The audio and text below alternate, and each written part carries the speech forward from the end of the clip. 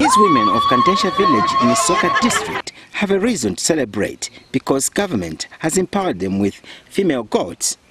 Ministry of Community Development has empowered Kantensha women with 20 goats as a start-up investment injection.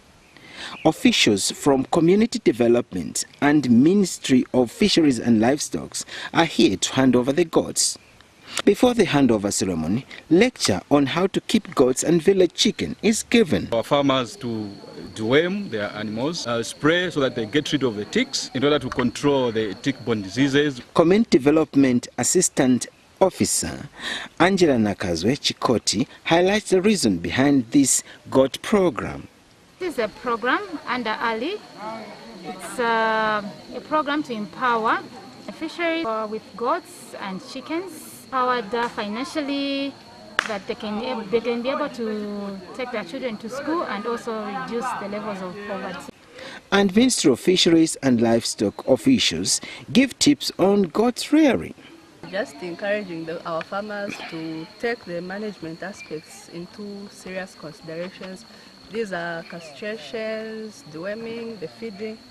And the beneficiaries had these remarks about the program. So if you to take over to pay alternative livelihood where we give goats and chicken. For these beneficiaries, they are going to receive goats.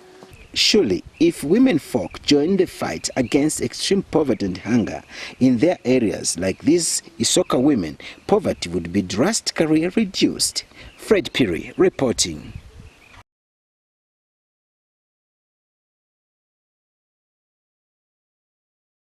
This is an old classroom block at Nkumbu Primary School in Impongwe's Kanyenda area. These young learners at the school have been subjected to such learning conditions for the past 15 years. But government has set up a new ultra-modern 1x2 classroom block at the school through the Constituency Development Fund, CDF. District Commissioner Keith Maila gave a highlight of the classroom block constructed at a cost of 175,000 kwacha during a handover of the new facility. I was here in 2014 December when I came to promise the people that government of PF will build the school for them, but they didn't believe us. You know, they've been promised a lot by these other governments which were there.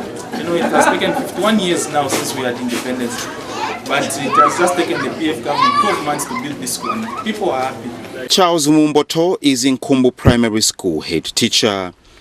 It's a motivating factor. Teachers will be motivated. They will feel proud. Even the learners themselves, they are very eager to be in the same buildings. These buildings we are using, we are not enabling for learning. We cannot provide talking walls. We can't stick machats kuchuvumba because they are of mud structures.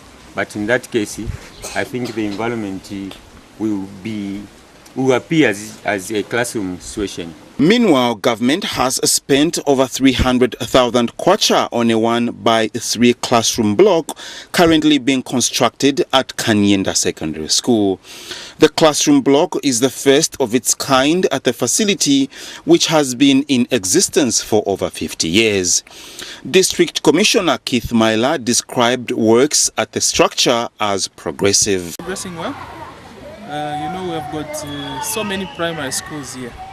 And when they offload grade 10s, you find that we have very few places. So this will help a lot to accommodate the grade 10s.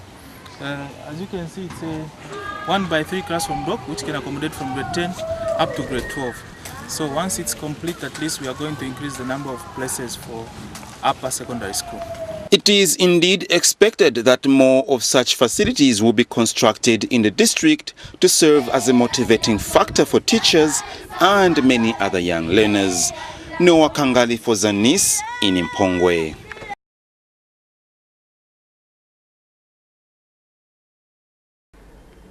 Inadequate infrastructure has continued to be a challenge at most learning institutions in the country.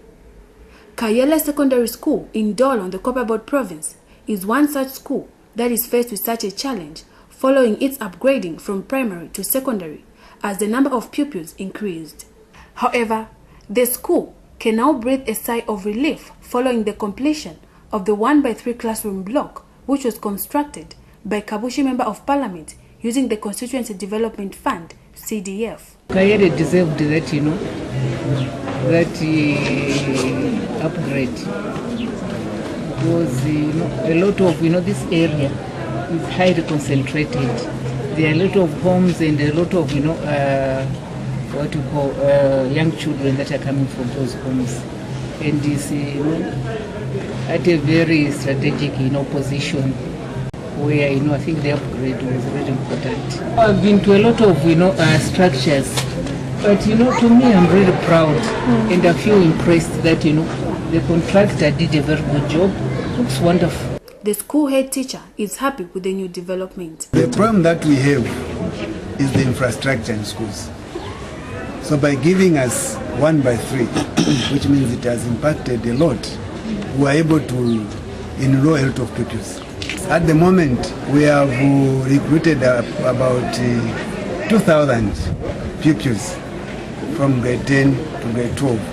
And we have about 879 our first grade 12s who are going to write. It is hoped that more schools with similar challenges would be helped with infrastructure to enable more pupils to have access to education. James Malumba, Zanis News, Ndola.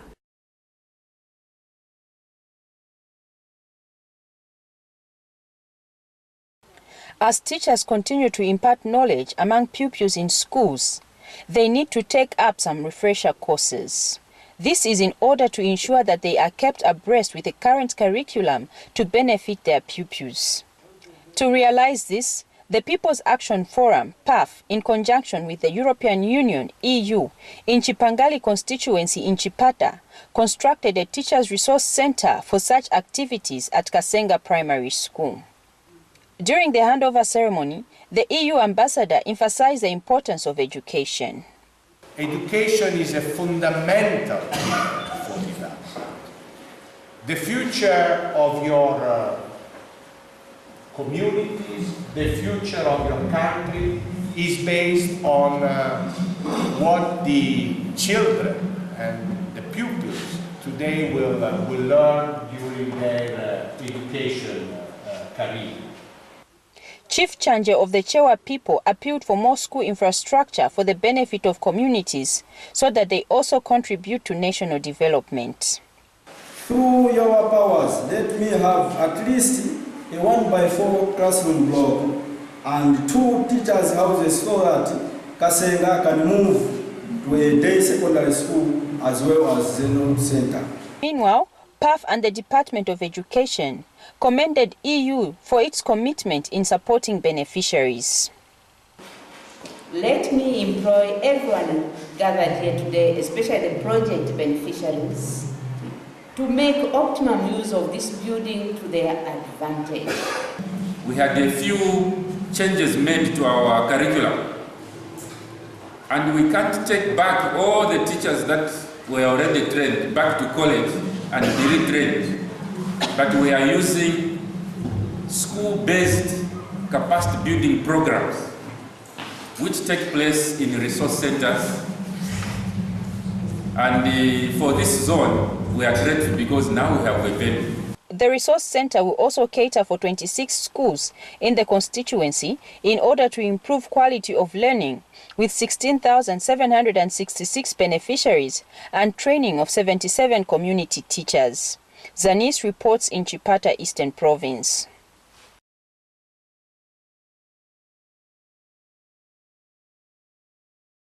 Youths represent over 60% of Zambian population. Sadly, most youths are unemployed despite the huge potential to drive the country's economy. However, government is determined to work closely with young people across the country in order to build their life skills. As one of the cooperating partners working with government to mitigate the challenges affecting young people, the United Nations Children Emergency Fund, UNICEF, recently handed over an ultra-modern girls' hostel to Mumbwa Youth Resource Center. Speaking on behalf of the Youth, Sports and Child Development Minister, Vincent Mwale, Mumbwa District Commissioner, said government intends to establish the Youth Resource Center in each district across the country. Lack of decent work exposes young people to high levels of social, economic uncertainty. The ministry has embarked upon a countrywide exercise of establishing information and communication technology centers across the district. UNICEF Deputy Country Representative Shadrach Omo said youths are powerful agents of change who need to be equipped with necessary skills and equipment. Wheels for Change program, where UNICEF is partnering with the ministry to help support the Building Young Future beneficiary to improve their business skills and providing small grants. So far, small grants have been provided to 528 young people across the country. Mumbwa Youth Resource Center Manager Richard Kaheto expressed hope that the infrastructure will motivate the students. We are doing our best to meet our objectives, that is impacting in the life skills of young people, thereby creating jobs for self-reliance. Since 2008 to date, Mumbwa Youth Resource Center has and is still recording 100% pass rate in all skills. Zanis reports in Mumbwa District, Central Province.